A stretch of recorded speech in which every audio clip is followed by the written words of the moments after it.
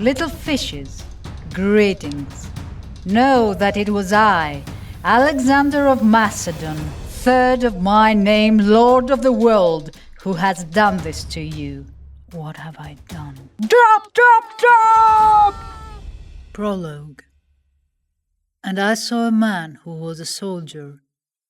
He did not wear good armor, but a strange red coat. He had been sent to India in the service of a great queen, a queen of 40 lands or more. He was very pale, except where the sun had burnt him. I saw him come to the place where the great river meets the ocean, the great moat that rings all the world. The waters had flowed, and the tide had turned for more than 2,000 seasons from the time of what he searched for, so that the bed of the river had moved. Often he despaired as he toiled on the shore, far from his own land. But then he found a place where the shells of oysters were piled up in the earth, marked where men had opened them long ago, broken pots and other refuse. In that land, all the gods forbid the eating of shellfish, and for untold ages have said it is an abomination.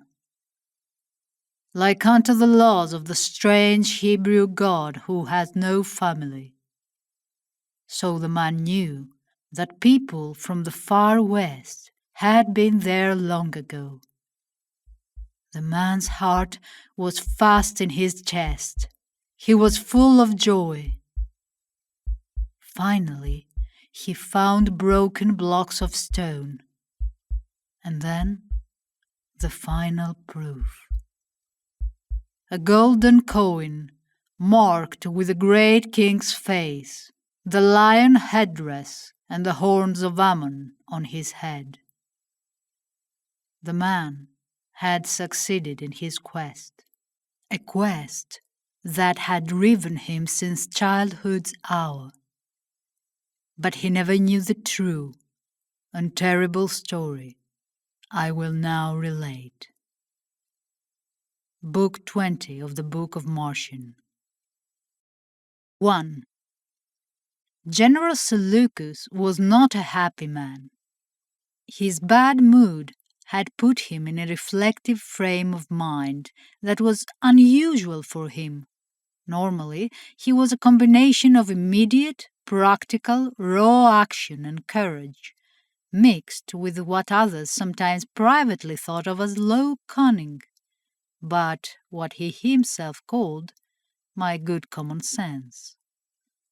So he had drawn apart from the others and walked away along the high cliffs. He now stood alone, gazing out at the ocean.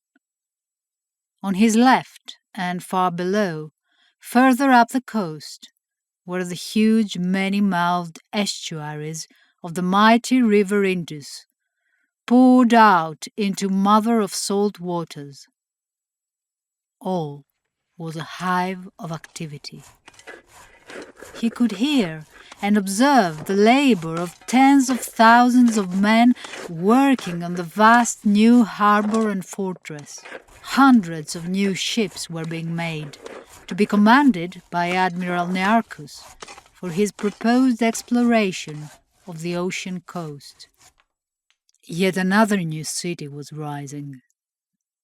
All of this was being done on the orders of one man. Currently, that very man was standing a few dozen yards away on Seleucus's right. Alexander also stood alone. A small knot of the inner circle of companion staff officers grouped respectfully behind him on the king's right-hand side.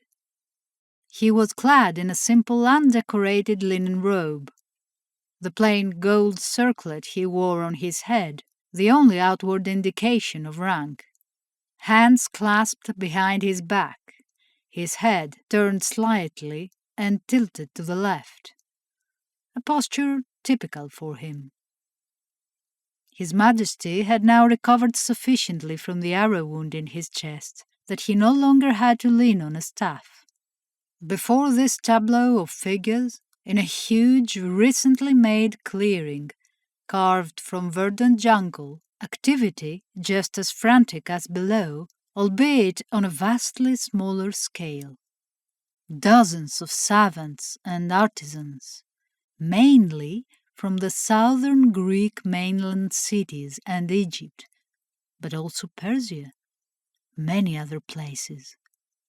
Included in the throng, several Persian magi, and even learned Indians from the newest conquests. Occasionally, newcomers would arrive and hasten forwards to abase themselves before the king. The Asiatic ones genuflecting to Alexander with the unstudied ease many of their descendants would one day focus in another direction. The Greeks, awkwardly, in a few cases with barely disguised resentment, as one Persian wit had recently said, like chickens pretending they can fly. Hundreds of slaves labored and added to the noise. "There he stands," thought Seleucus, "and wherever he stands is in that moment the center of the world, and all the opportunities and honor that brings. So why is he sending me away? What have I done?"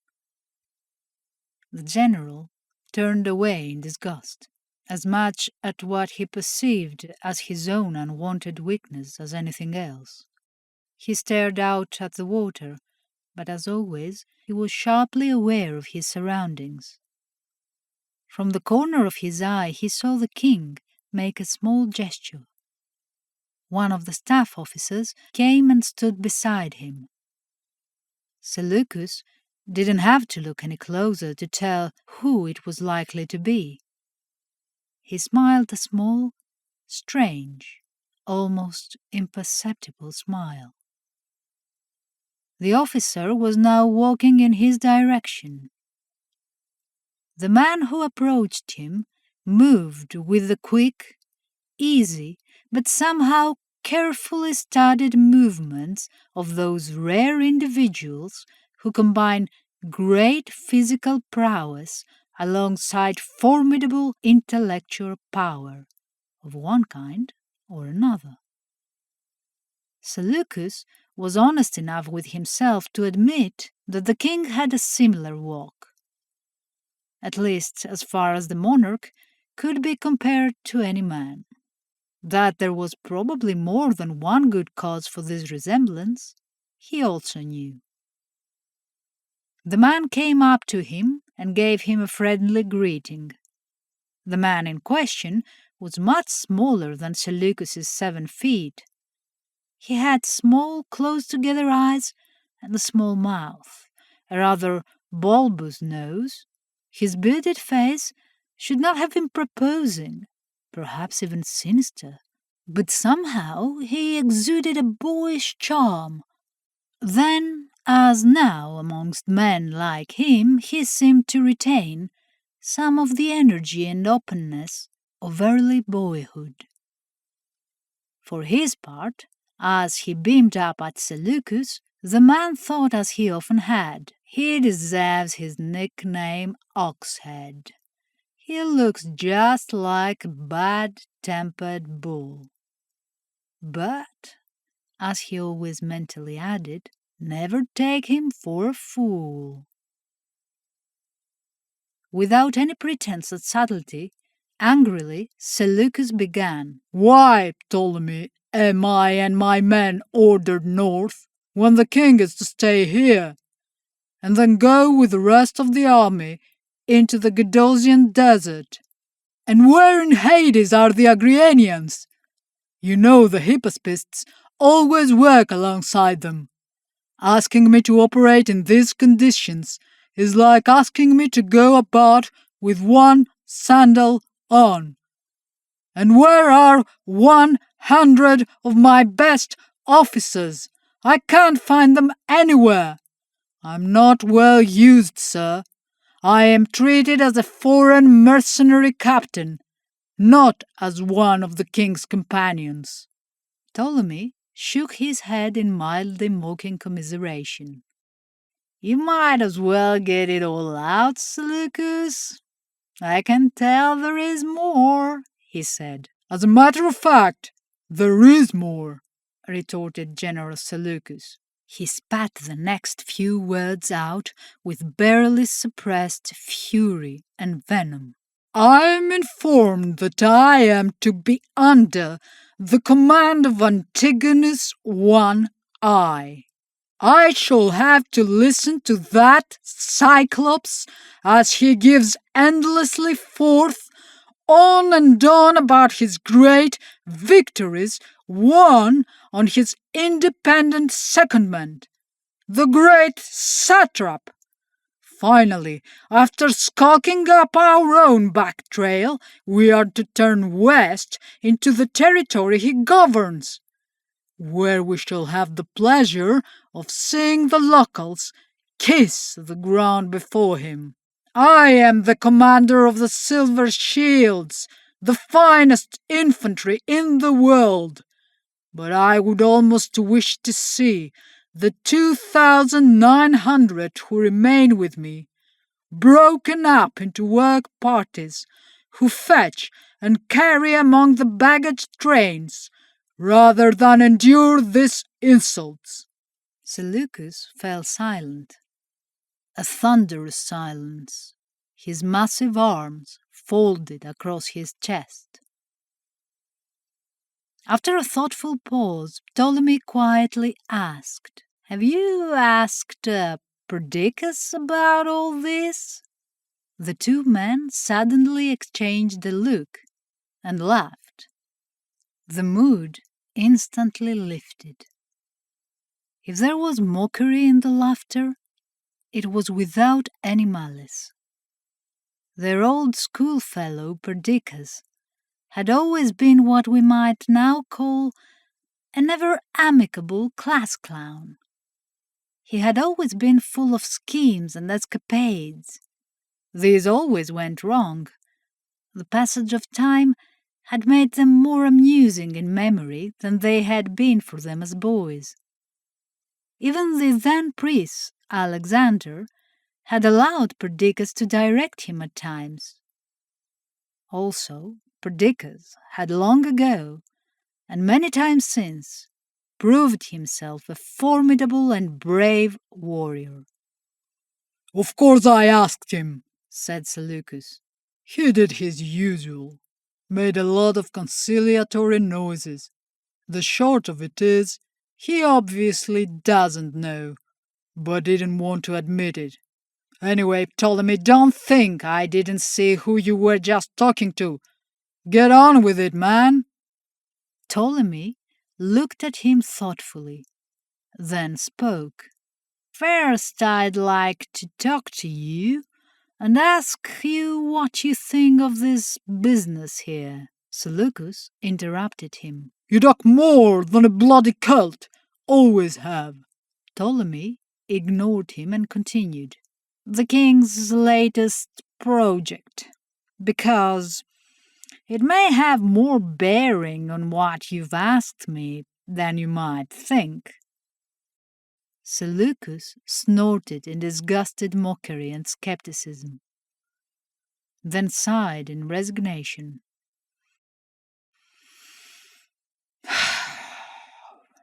"Very well, then," he said tiredly. "I also asked Perdiccas about this. In his opinion, it's just a royal whim. I see no reason to disagree. I've seen the plans for that thing, and I don't understand how he'll see anything anyway. Glass is cloudy, always is." Ptolemy interjected. "Not this glass. It will be as clear as air. They tell me that it's not normal sand. There is crushed rock crystal in there, supposedly even ground diamonds. The fire is to burn with the fiery mountain's fierceness for 2 days. No such thing as ground diamonds. Impossible, said Seleucus. Seleucus continued, and the bottom of the thing is open. It will fill with water. Interesting, isn't it? Said Ptolemy with genuine enthusiasm. Apparently, the trapped element air will keep the element water out. Of course, Alexander won't be able to stay in the deep ocean for very long. Man, being mostly made of the element earth, naturally breathes that element out, thereby turning the element air into what the learned call dead air. That's what kills trapped miners and such. Seleucus looked at him levelly and cursed foully. Both men again laughed. Ptolemy continued, An iron frame is being constructed to enclose it. Also, the walkway on which the king will stand. It will be lowered from between 2 ships. Some of the savants are calling it an ocean sphere. Others, the diving bell, because of the shape. I don't like the term diving bell, said Seleucus. It suggests something that won't come back up. Ptolemy told him he agreed. Hopefully it cracks in there, said Seleucus. After another short pause, Ptolemy continued. Naturally, an account of what the king sees will be taken down by the scribes and sent to Master Aristotle. Also, I believe a copy will be sent to young Master Euclid. Not, of course, in either case the real account. He will keep those with him and give them with his own hands when the time comes.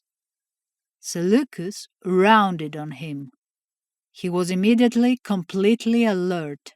What do you mean by real account? Also, though I would expect our old teacher to get the report, why a boy architect? Barely able to shave. Why? Ptolemy didn't answer him. Instead, he drew from beneath his robe a scroll, sealed with a royal sunburst. Here, General, are your real orders, signed by the king himself.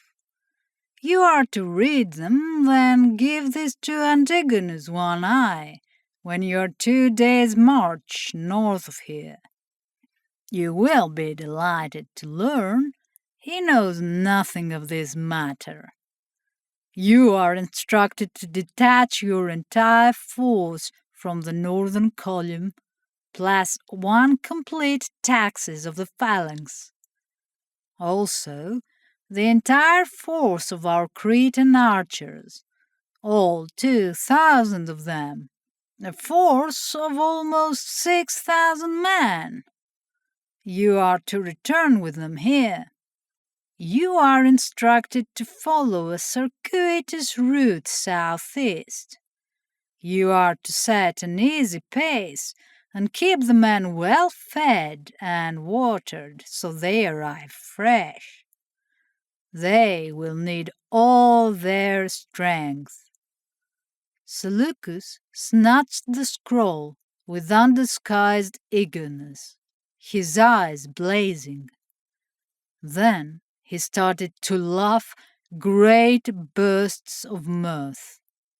He was so loud that several people in the clearing, including the king, who gave an amused wave, turned and looked curiously.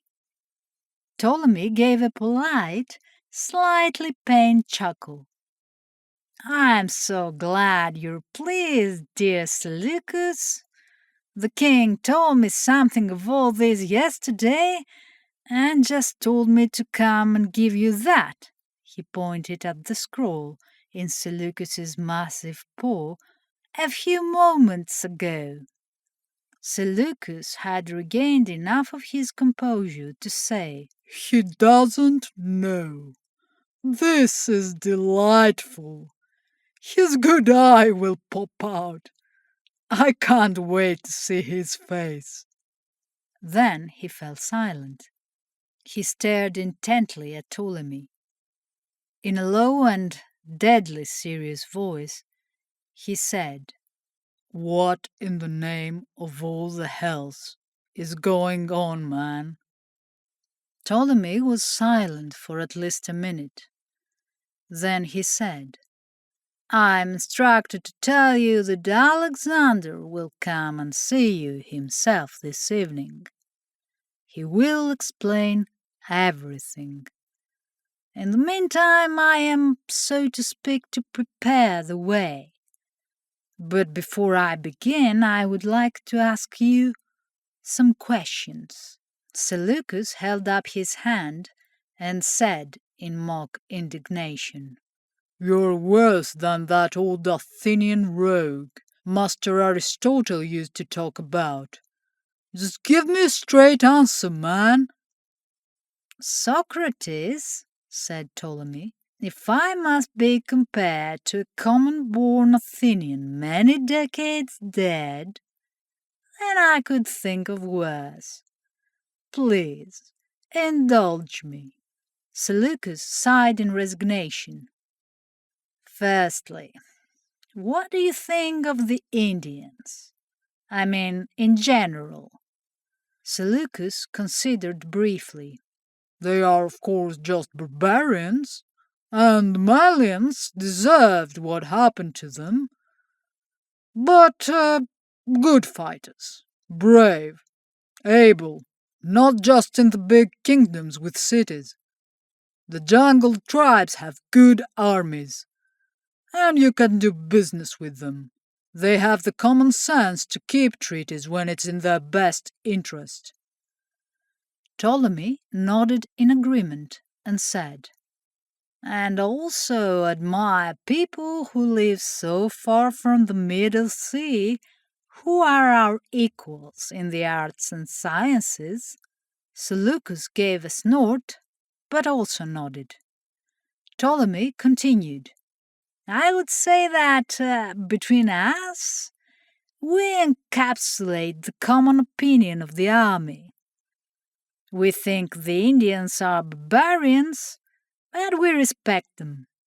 Between the two of us, we make a fine fellow who is wise in his generation." Another snort from Seleucus. "Now," he continued, "let me ask you another question. What do you think of the people who made formal submission 2 months ago, who live over there?" Ptolemy pointed to the northwest coast, to where one of the tributaries of the Indus broke off and enclosed an area of low coast and islands, largely cut off on the northward side by huge swamps. A dubious, broken belt of land and water. Seleucus hawked and spat. "That for those people. Dirty bastards, all stinking of fish. Stupid, nasty, staring eyes looking at you without blinking. Ugly, wattled necks like old women. It looked to me as if some of the catamites had webbed fingers, just like peasants who go about their business with their cousins too much." Both men shuddered. Ptolemy continued, "And you and I both have Indian mistresses. Would you take one of those people's women in that role?" The look on the other man's face was enough. Ptolemy shuddered again. "Did you notice the other locals' reaction to those fine fellows? They walked out. Wouldn't look at them, never mind talk to them. Only the other day I asked a man the name of one of those islands. He told me, "I can see no island, Lord."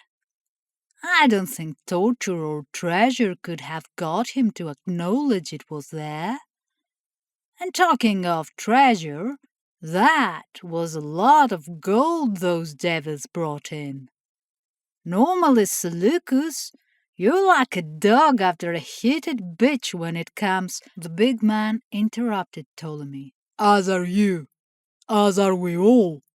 Only you would pretend the gold was for your fabled never-to-build library.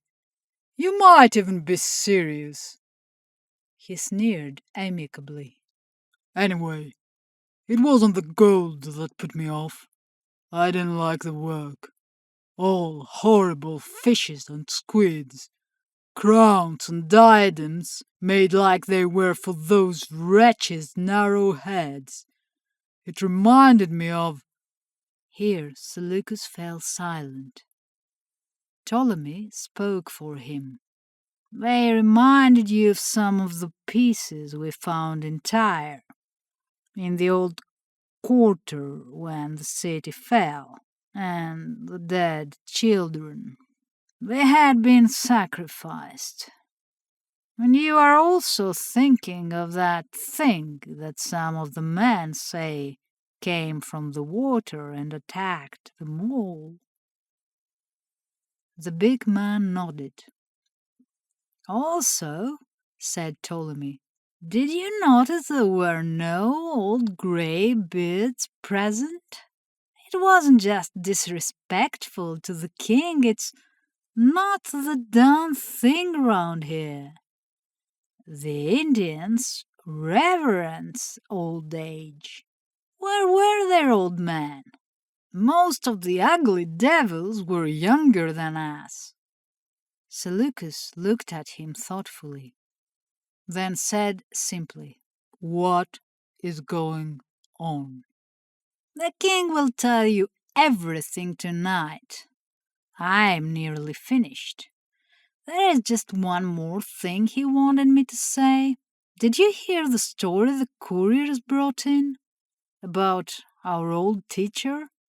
It seems that about a year and a half ago, Master Aristotle was walking with one old slave in the hills north of Pella. He was... Seleucus interrupted him. He was on a bug hunt. Ptolemy rather winced at this interjection. He was collecting specimens for one of his natural histories. Though I admit to confusion here, the king having sent him so many wonders from far places. Anyway, be that as it may, they were set upon by robbers. They were, of course, completely helpless, but Master Aristotle knew what to do. With dangerous softness, Seleucus said, He told them who he was. Tell me, Ptolemy, did the brave band of cutthroats soil themselves when they learned the truth? Ptolemy said he was sure most of them had. Even after all we have done and seen, I will treasure the conversations I have had with that man all my life. I also know he helped you deal with your dancing letters affliction. Seleucus nodded. And as all the world knows, Aristotle scribed out the copy of Homer the king keeps under his pillow at night. Aristotle is not so old. Now the king is married, he may soon expect a new pupil in a few years.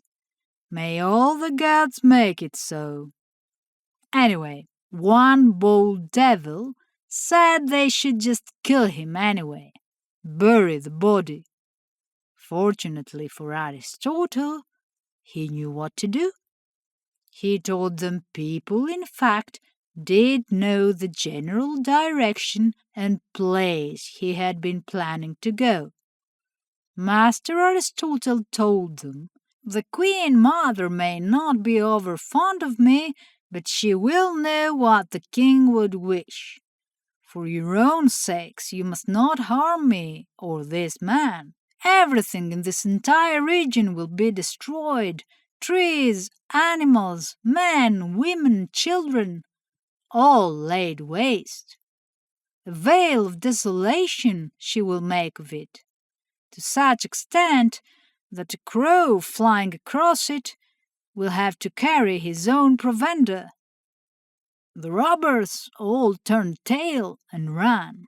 I think I know the moral of this anecdote, Ptolemy, said Seleucus.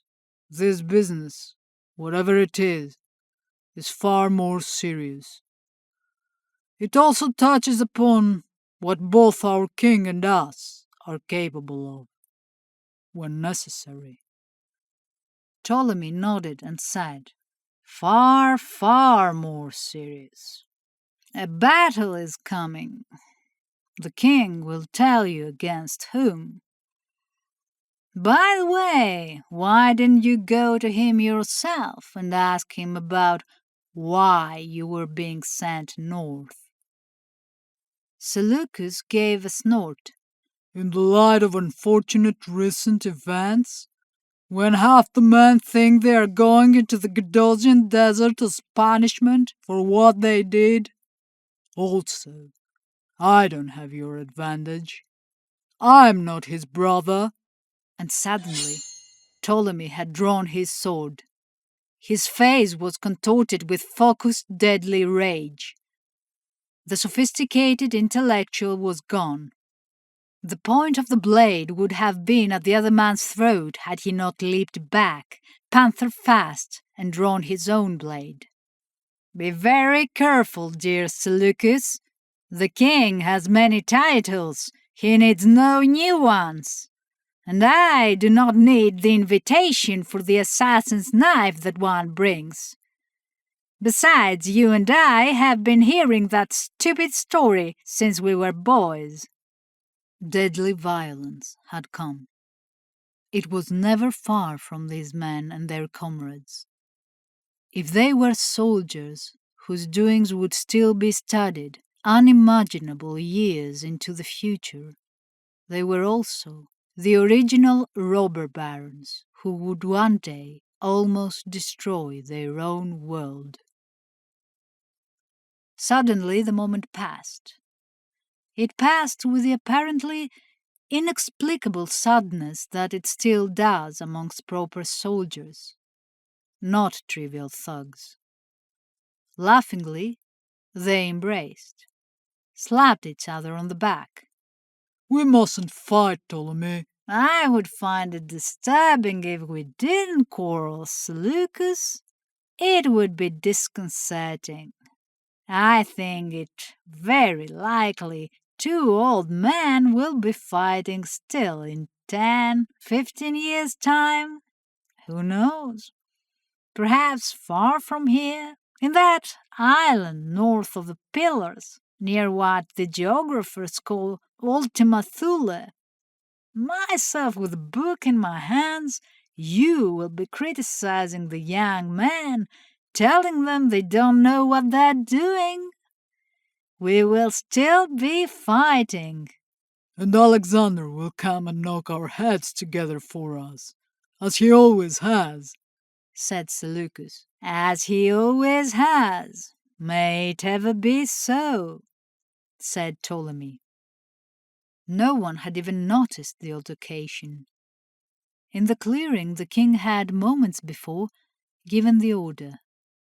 A great beehive-shaped mound of resin and old soaked wood and charcoal had been set alight. The heat and light were intense, even now at midday. The slaves labored, throwing on more fuel. Flames roared skyward. Both men turned to look. Then Ptolemy prepared to take his leave.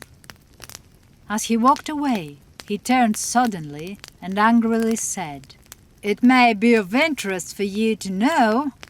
It is not you who is being sent away, you great lump. It is I, and my cavalry." Once more, Seleucus's laughter boomed out. He was now very happy. He stood once more at the center of things. 2. It is now 2 weeks later. Everything has been carefully prepared for what is about to happen. For many days, vast rafts of wood laden with huge boulders have been towed out by ships and left to float over a certain area about 1.5 miles off the coast, then towed back again. Rumors, false ones, have been encouraged about them. For a month, hand-picked men have been disappearing from the army's units. These include the entire force of elite Agrianian skirmishers. That these men will be effectively lost to him on the day's main action is something the king is painfully aware of. But they have a vital task to perform. For days, this force has been deliberately moving back and forth across the back country, just south of the marshes that enclose a certain ill-regarded and dubious region of coast and islands. They have even camped there. All this has been done in full view of the squalid, fish-reeking towns and villages. The soldiers have committed no violence on his personal orders. 3 miles east of that area, on a cliff-top headland, he has deployed the main force, of necessity a worryingly small one. Here the cliffs rise 50 sheer feet above the ocean. They sweep away gradually over a large swath of open ground down to a wide sandy beach, fringed by jungle. It is here that the king knows his enemy will come ashore. Everything has been done to deceive this enemy. Those who are watching from the shore and the islands, and more importantly, those who he knows are watching from below. Ever since the Indian holy man told him things that only the oracle of Ammon had said, the holy man who had also walked into a pyre to his own immolation to prove what else he said was also true, he has been preparing for this day. The man had said, "Now is the turn of the tide. They will soon be ready, Alexander of Macedon. Soon they will sweep up the river and polluted will be the blood of men and women. Then outwards and along the coast, all the world will fall. You cannot control more of the world than you stand on.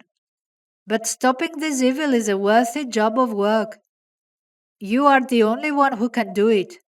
Perhaps you have not come here in vain ambition." Now is the day. The royal grooms have a horse ready for the king on the edge of the beach.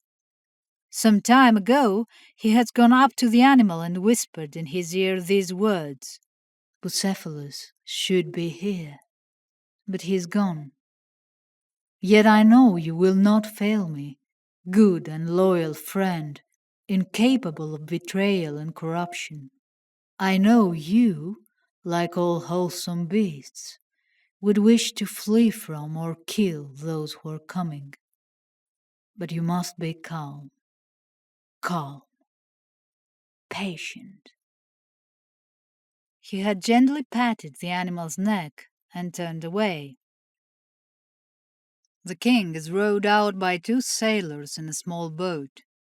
Ahead of them are 2 huge, many-oared triremes, the diving bell suspended in the air by chains and a wooden frame between them.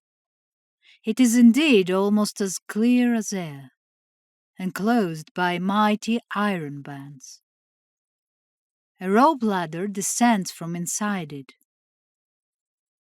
The ships are anchored just behind, where the huge boulder-laden rafts float, with mute but somehow ominous intent.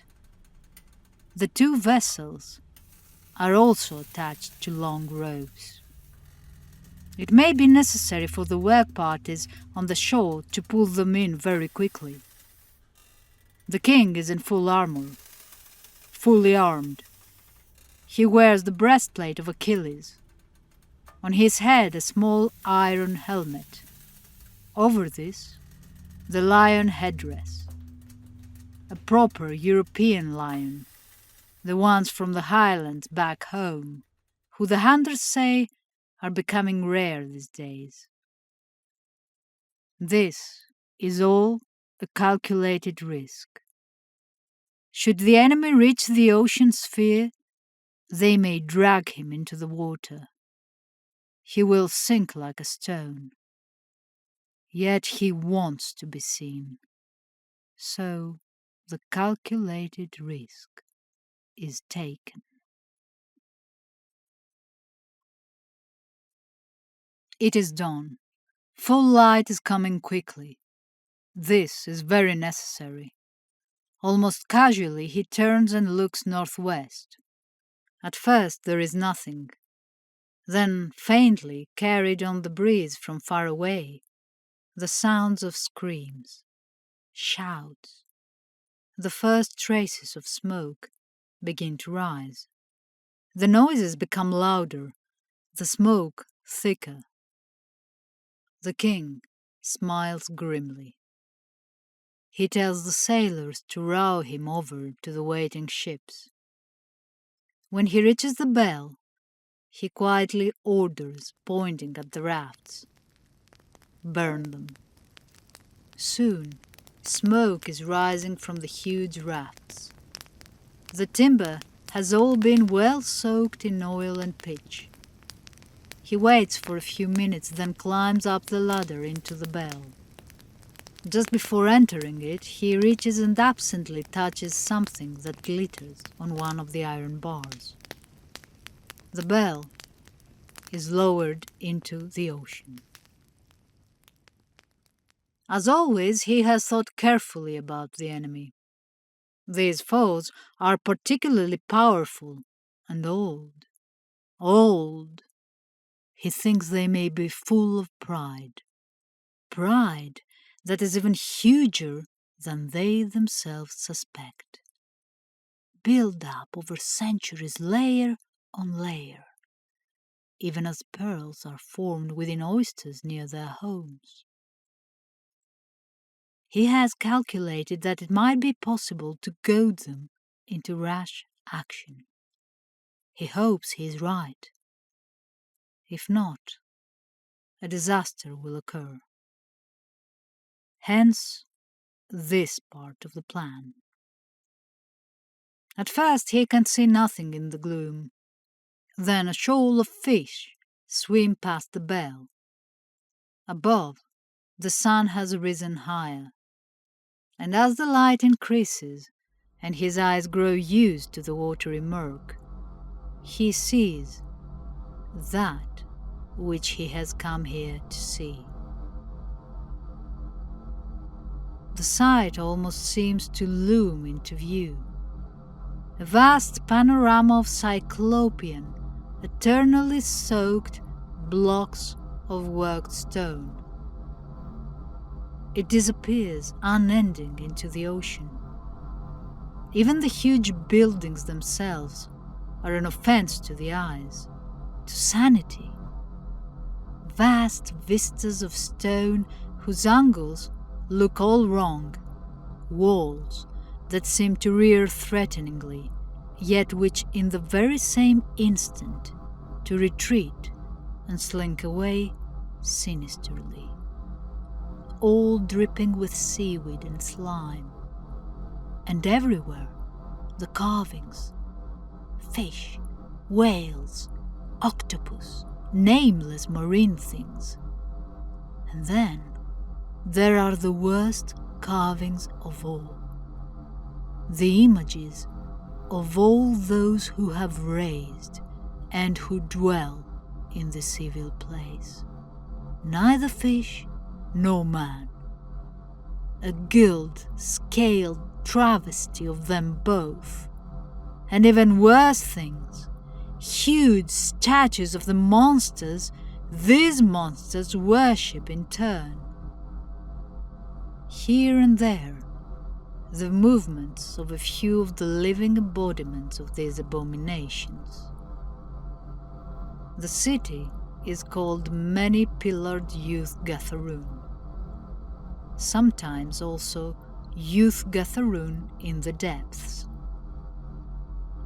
The king sees other movements and smiles again in more grim satisfaction.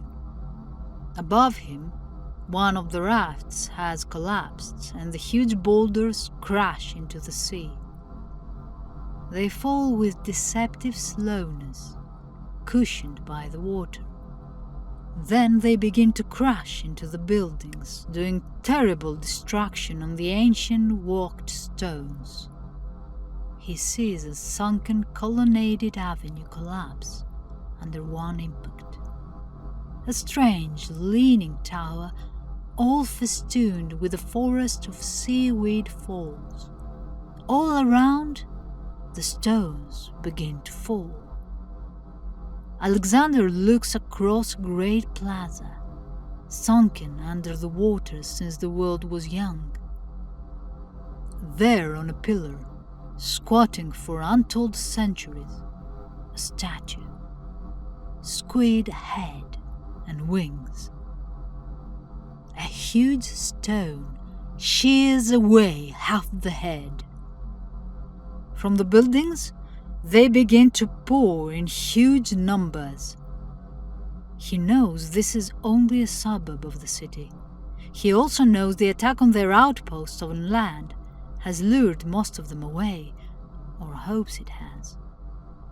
Now the time has come for the final part of the beginning of the plan. The holy man had told him, in their sunken city they talk to one another with their minds. What one knows they all know. He will now use this against them. Some of them are looking up. All is chaos and confusion. Amongst the stones are heavy metal spears, double-weighted at the ends so they fall point downwards. Already some have found their marks. The king is silhouetted clearly. He gives those below a mocking wave. Then he stoops and holds aloft 2 large tablets of gold. These form a single square that fits cunningly together. He casts these into the water. Several hateful shapes swim to retrieve them. Then it is as if the ocean floor had arisen. From the weed-choked floor and the buildings, they begin to rise. Tens of thousands strong. They do not even appear to swim upwards. With barely perceptible movements of webbed, clawed hands and feet, they soar through the water. A living whirlpool of horror. Up towards the glass bell, which is already rising to escape them, the king having pulled the signal rope. Then suddenly, the hideous swimmers pause. One of them has taken up the gold tablets and is reading this short message, written in several tongues of men. Little fishes, greetings. Know that it was I, Alexander of Macedon, third of my name, Lord of the world, who has done this to you. It was my men who have slain your half-human Gets on the shore, like the vermin they were. I have had all the Shoggoths killed in the stables where you had put them, to harden them for use on land. How sad it is that little fishes are so weak and decadent, in these modern times that they could breed and control so very few. No, it was I who rained destruction down on youth Gatharun. I am sick with joy when I think of what I have done. My only regret is that I cannot at this happy time drag Father Dagon and Mother Hydra ashore to lie dead and rotting, a feast for the birds. Too long have these foul demons usurped Poseidon's kingdom. Little fishes are not to come on land anymore after today. If they do, I will have them staked down on the ground under the hot sun. Salt and red-hot sand will be poured in their gills and eyes. This is more than they deserve.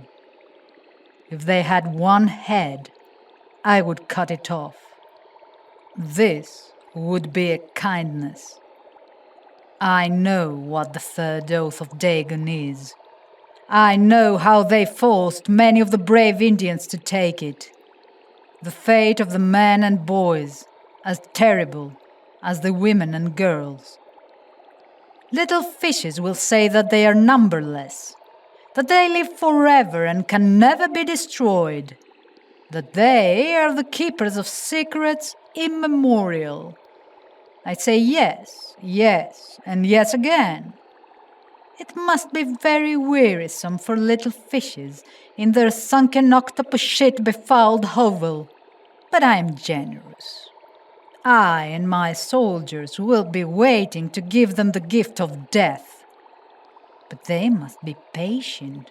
There are very few of us. Most of my men are away on important business. I am told that little fishes might not come because they are afraid of the sun. They must not tarry.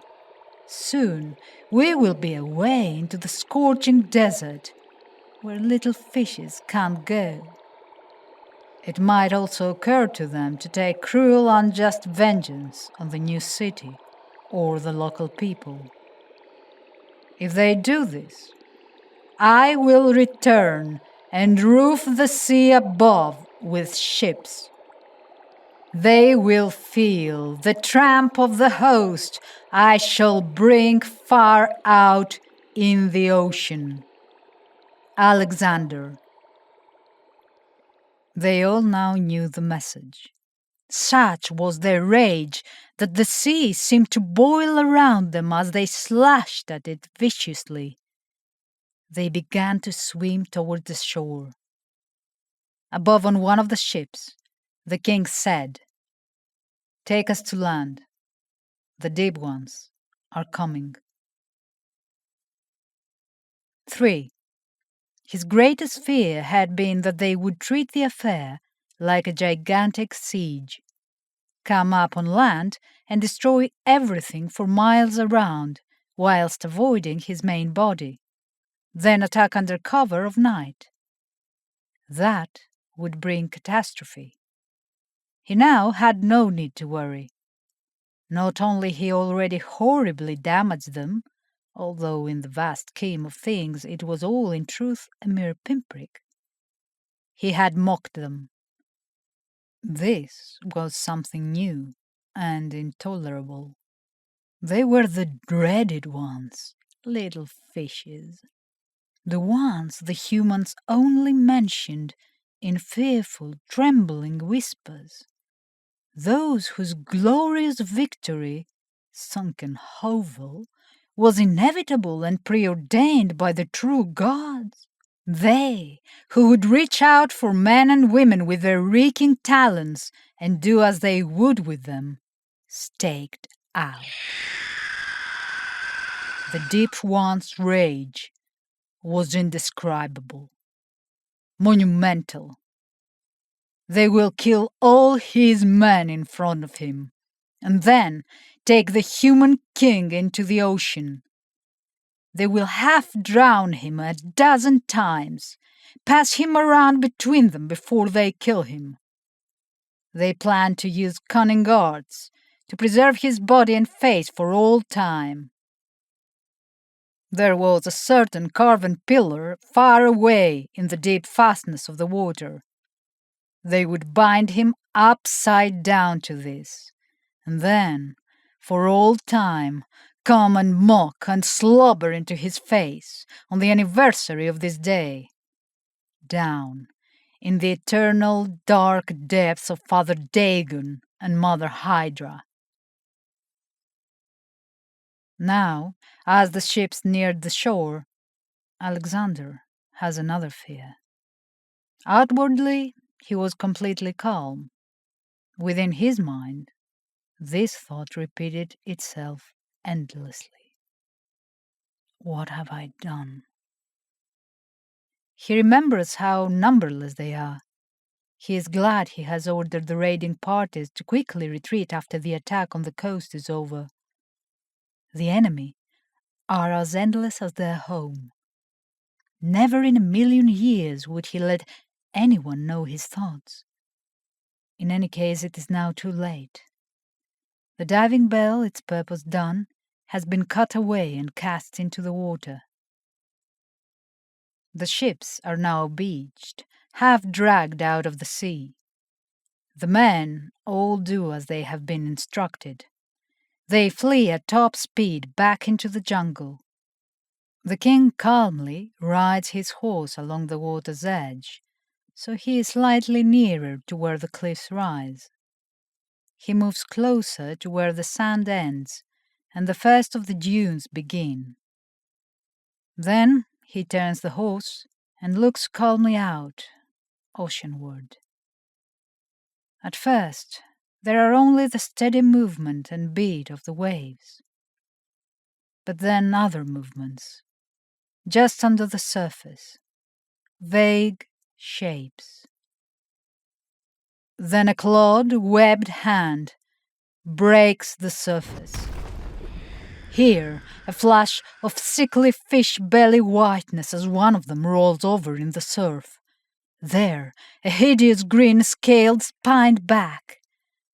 The deep ones are gathering, massing. Soon, Alexander will know if he and his men have even the slightest chance of surviving the day. And he will give his enemy one final provocation. They do not simply emerge from the waves. They pour out, are vomited forth, tens and tens of thousands of fish-frog devils who are more hideous because they resemble human beings in shape. Pouting, flappy lips, great, bulging, unblinking eyes, ever-gasping gills. Many grasp swords, spears, long tridents with vicious barbed tips. Some even have shields emblazoned with unspeakable images. They and their half-human mutant spawn have not been idle. A heaving, croaking mass of unspeakable beings. The stench of them is itself abominable. Some of them are blinded by the light and stumble, floundering. They are crushed underfoot without mercy by their own fellows. The living tidal waves rolls up and outwards, dripping in water and slime. Then they see him, up the beach. The human king. He is alone, and he gives the deep ones a friendly wave. He waves at them, the immortal and terrible mere beings. He dares to do this. He, with his short mayfly life and his lungs that can only choke on water. And as they look, he turns and shows them his back and the horse's tail. They are insane with rage, apoplectic. They let forth a screech of anger that is almost more insectile than ichthyoid. They charge, some dropping to all fours.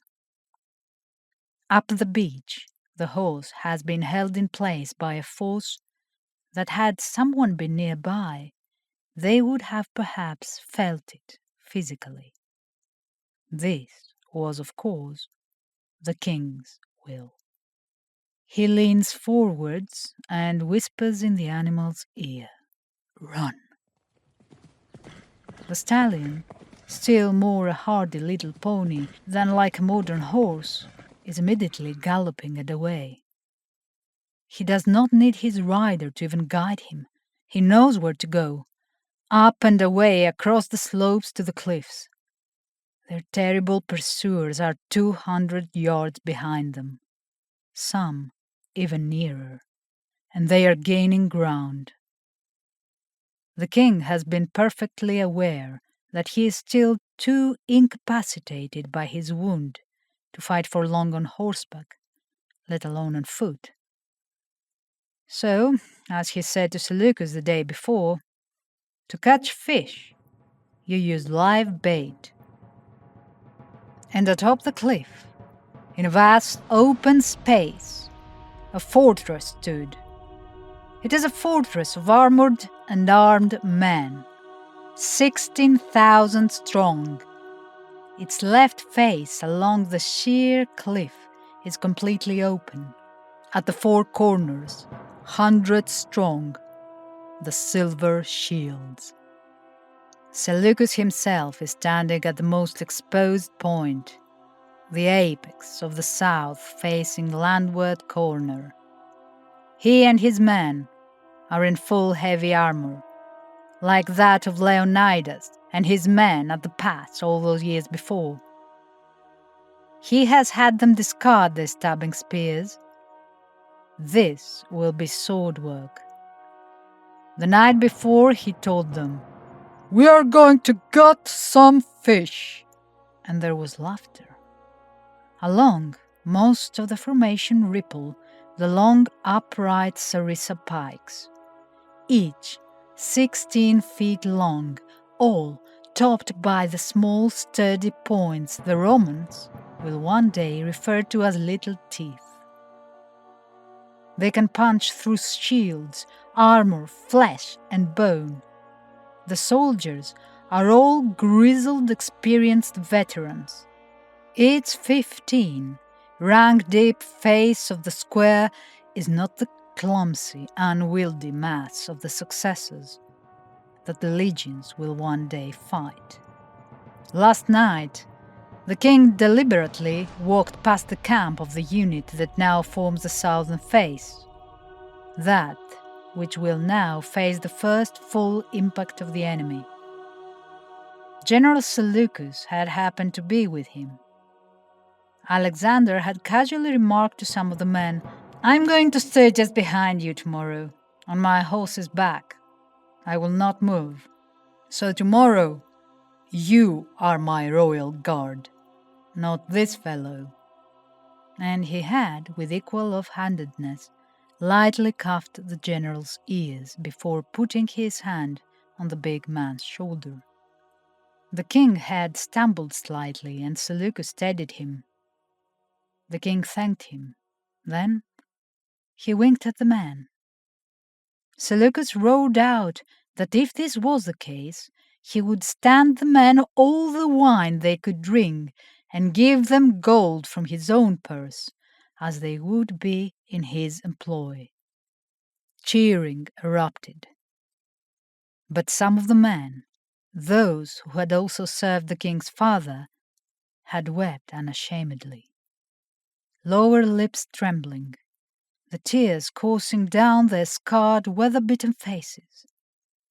Now today, they would have stood and fought even without armor and weapons, and died in place. These moments were, of course, the real seeds of legend. Just behind the heavy infantry, another gapped square of wagons. Atop these and between them stand the brave men of Crete, with their deadly composite bows. They resemble slightly flattened letter M's. Many of these men could perform the bullseye kills. Paint an eye on an apple, set the target up at maximum range, then put 3 arrows through it at once so that the fruit exploded. They were the finest archers in the world, as well as formidable infantry fighters. Behind them are the ballistae and catapults. Finally, an inner area. Food, water, spare arrows. The king has had to make the deception real. He knows the Deep Ones have fully human traitors as agents. Much of the army has truly gone. Even with the men Seleucus brought in 2 days before, the force is very small. Now he has gambled everything. And the enemy are here, in endless numbers. The soldiers see the horse and the rider, his monstrous pursuers, the thunderous clash of spear and sword on shield, a deep-throated roar. They cry out, "The king! The king! Our king!" The horse, eyes rolling, charges toward the southern face of the square. Just when a collision seems inevitable, several of the files of men step neatly to the side. The fortress receives its master and neatly closes again. Alexander rides the horse to the top of the small mound of packed earth a few feet high, which has been created for this purpose, turns, draws and raises his sword, and looks over his men's heads. The first of the fishermen are less than 50 yards away. They feel the slope tens on tens of thousands. More and more still pour from the ocean. The Deep Ones are nearer. For agonizing moments, the sword remains raised. Raised? The sword slashes down.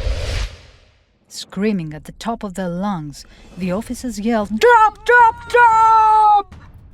The southern face of the phalanx throws themselves flat, prone, and the catapults, ballista, and archers let loose a storm. It does not so much hit the Deep Ones as smash them, smite them. They drop dead in hundreds, thousands. They are thrown into the air under the impacts. The stones rake furrows of destruction through them, then continue bouncing and recoiling down the hill to claim more. The ballista bolts pass through them, bodies torn, pierced, hideous broken dolls with vermilion wounds. The heavy siege engines are slowly being reloaded. The arrow storm is unabated. The Cretans take to aiming deliberately for the hateful, unblinking eyes. The entire horde seems to writhe and recoil on and into itself, as if a single living thing. For a moment, it resembles a broken snake, one that has crawled too near a peasant woman's door and been hit with a heavy stick.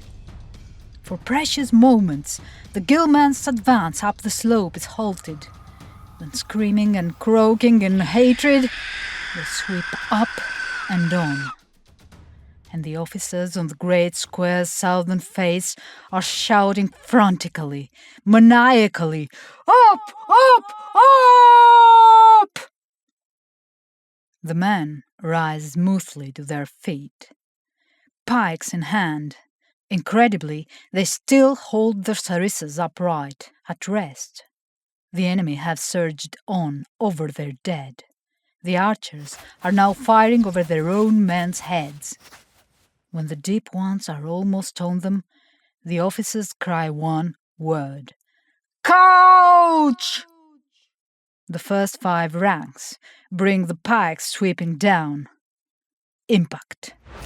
The fishmen are impaled by their own momentum on the little teeth. As in any human activity, There are tricks to what these men do, not immediately clear to the uninitiated. The weapon is swung in a narrow foot or foot and a half arc from side to side with the entire body. The weapon is so long that the forward stab is delivered more with the body and legs. It is vital not to fall into rhythm with the man near you. Forgetting any of this was beaten out of them in basic training, and that was long ago. And then there is the most important, most deadly trick of all. The arms are kept locked in place. It's a waste of time and energy to do otherwise, until the little tooth bites. Then must come the twist and back pull, delivered with the arms and wrist. It must be done instantly, without thought. It is murdering by itself. To even touch the pikes, even without being stabbed, is dangerous. The cornel wood is very strong, but has some give. To run against it is like hitting the bristles of a huge brush. Most of the veterans have stories about enemies blasted out of their own sandals. The enemy once more recoils, or rather, tries to. Those behind push those in front forwards to die. Then the deep ones surge on. They surround the entire fortress of men. There is battle along its entire length. The noise is indescribable. Once, twice, 6, finally 7 times the deep ones surge forwards and are thrown back. Their demonic faces are ghastly, twisted with rage. Fat, pouting, flabby lips pulled back from their sharp, fish-like teeth, where still are the bulging, expressionless eyes. It was on the 7th attack that Seleucus struck. He and his men have already done tremendous execution. The machete-like one-edged pointed copy swords shearing off arms and heads. Now he and 100 of his best men charged out into the horde, the missile troops concentrating their aim on the small force's flanks. The general is in the lead, roaring in exultation. He cuts the fishmen down, slices through them like a boy playing with a switch who knocks down weeds. Then the fighting retreat to the square. The general and 40 of the men make it back. This marks the end of the mass attacks and effectively the first part of the battle. Now the deep ones start to throw missiles. Their own weapons, stones, even their own hideous dead. They are immensely strong, and the men begin to die. In ones and twos they are wounded and killed. Here a calamity occurs the king had not foreseen. The fishmen smash apart the 2 ships and use the broken pieces as more ammunition. They also start to attack the square's southern face continually. Here they concentrate those of their host who have shields. Against the other faces they make short rushes, a few thousand there, 100 here. Alexander has observed all this, part of him with detached interest even in the dire situation, even as he moved units and gave orders. He thinks to himself, sound moves, keep most of the force pinned down, attack the men who are most tired, support it all with missiles. They are not mindless monsters and they learn quickly. He glances down the slope and sees a small group of the enemy standing on a rocky outcrop, arms raised. They all appear to be gazing out to the sea. It looks as if they have things on their heads. Almost instinctively, he thinks to himself, priests. Then he and many of the men look over across at the ocean. It has grown dark. The deep ones have all drawn back, and they are making a new noise. It is horrible and unmistakably laughter. Now it is the monster's turn to point with mockery. For from the ocean, black twisting tendrils of nebulous darkness are rising. They are forming black clouds on the sky. Distantly, thunder rumbles. And as the men look on with horror, they begin to move towards the land, against the wind. Then, when the sun is blotted out under cover of heavy rain, they will come, and the day will be lost. For Father Dagon and Mother Hydra have come to aid their children. The men are still defiant, covered in blood and sweat, all bowed down with exhaustion. They will fight to the end. But still, the mocking, inhuman laughter continues. Then a single horn gives a blast, and on the Deep One's left and landward flank, horsemen appear. They sit their horses with such ease, it is as if the centaurs have come. Long lances and swords. These men would have considered stirrups and spurs cowards' devices. In a great wedge they emerge from the forest, Ptolemy at their head. On their flanks swarm out hosts of horse archers, and still distant, the clash of pike on shield, infantry reinforcements. In those days, when the West was young, many men were still near to things most of us now cannot see. Even as the king's embattled men cried out, "The companions! The companion cavalry! Zeus, save us!" They said they saw strange shapes in the sky, nebulous and indistinct. It was as if the king's elite cavalry force cast the shadows of other horses and men into the sky. The Deep Ones all saw. Their alien minds understood with perfect clarity. They understood that these were the shades of human horsemen yet unborn, who would indeed one day be the shadows of the real men who had come upon them. Here were Arthur and his cataphracts, who had driven his enemy back with such courage that the children of his foes would one day revere his memory. There the Frankish knights who charged at Montsézard against terrible odds, led by a young boy who already had the first marks of the terrible disease that would one day take his life on his face. Here the Polish hussars who would save a city called Vienna. Frederick's horsemen, "Run, run as fast as you can, save yourself, you cannot stand." The Scots greys at Waterloo, who when they passed through the Highland infantry, the men hung from the stirrups and were carried howling with joy into the enemy. Many others. The king cried out in his battle voice, "I command you, ride them down, kill them all!" Already the ghostly host had spurned the land for the ocean. All the priests of Dagon on the rock cried out once in despair and fell dead. The dark clouds, shredded, were gone. The Deep Ones broke, their only thought to escape the terrible human king who had brought red catastrophe down on them. Even as the cavalry crashed into them, they were fleeing for the cliffs.